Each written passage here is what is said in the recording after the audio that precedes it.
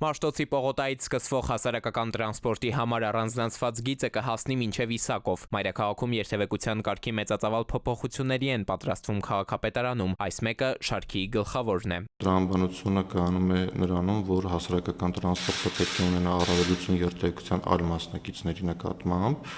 եւ ավտոբուսային գծի ներդրումը հենց սրանով է պայմանավորված։ Սարյան փողոցն էլ առաջիկայում կդառնա միակողմանի Լեոից դեպի Բաղրամյան պողոտա ուղղությամբ միայն։ Տուրիստական հատված է, խցանումները շատ են, լավ չէ։ Սարյան փողոցի երկու հատվածում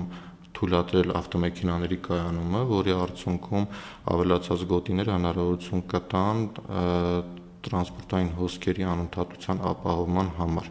Որպես հակառակ ուղղություն Սարյան փողոցին կհանդիսանա Մաշտոցի պողոտան։ Տարածքի բնակիչները մի քիչ ավելի երկար կվարեն մեքենան, որ տուն հասնելուն պես կայանատեղի գտնեն։ Քաղաքապետարանում գիտեն այս մասին, բայց դե ավելացնելու են նաև թույլատրելի արագությունը, որ խնդիրը զուտ կիլոմետրը լինի, ոչ թե րոպեն։ Տարիներ շարունակ վարորդները երթևեկելով տվյալ փողոցում ունեն ինստիտուցիոնալ հիշողություն եւ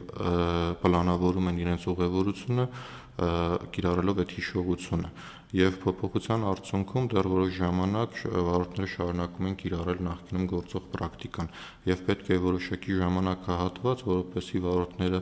իրենց վարելու ոճը փոխեն ըստ նոր սահմանված կարգի։ Եվ դրա համար էլ փոփոխությունները ամռան այս ամիսներին են գործարկում, երթևեկությունն անհամեմատ թեթև կլինի, հետո էլ երբ բնականon հունը վերադառնա, վարորդները քիչ թե շատ ավելի հեշտ կհարմարվեն։ Իսկ այդ դեպքում մշտադիտարկումներն ինչ են ցույց տալիս, արդեն առանձնացված տրանսպորտային հանգույցներում ինչ իրավիճակ է։ Վարորդները հաճախ բողոքում են, թե այդ գծերը խցանման առաջացմանն են նպաստում, որոշներն էլ այն կարծիքին են, թե ընդհանրապես չեն գործում դրանք։ Իրականում յուրաքանչյուր փոփոխության արդյունքում լինում են խնդիրներ, բայց կարող եմ միանշանակ նշել, որ ավտոբուսային գծերի ներդրումը ինքնին դրական ազդեցություն հասարակական տրանսպորտի աշխատանքի վրա իրականում տեսանելի արդյունք կա։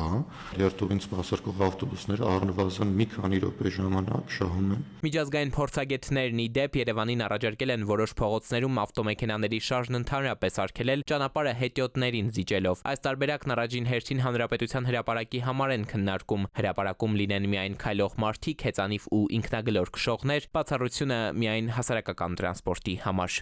Էդուարդ Պողոսյան, ժամը լրատվական։